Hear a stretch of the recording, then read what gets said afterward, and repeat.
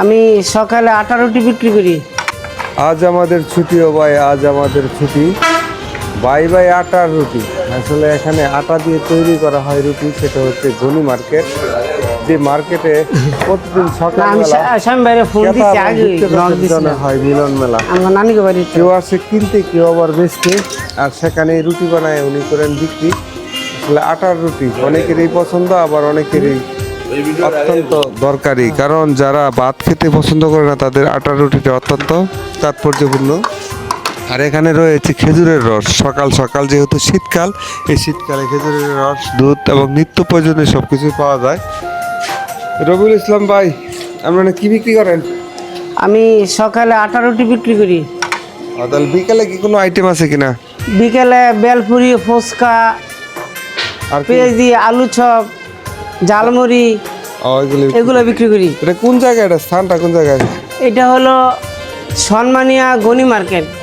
ও, আপনার কি রুটি বেছেন? আটা রুটি না? জি। এই কত পার পিস কত করে রাখেন আটা রুটি? পার পিস 10 টাকা। আর আর কি আছে সাথে, কি দেন?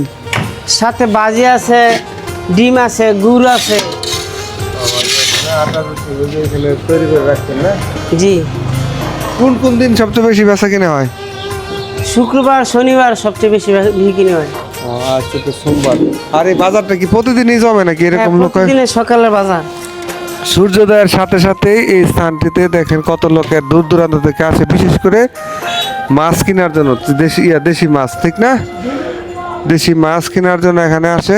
আর এটা হচ্ছে অবস্থান হচ্ছে গাজীপুর জেলার কাপাসী উপজেলার সরমান ইউনিয়নের গনি মার্কেট নামক স্থানে, ঠিক না? জি। তো সবাই একটু কিছু বলে দেন, আপনার আটা রুটি খাওয়ার জন্য কি আসবে কিনা?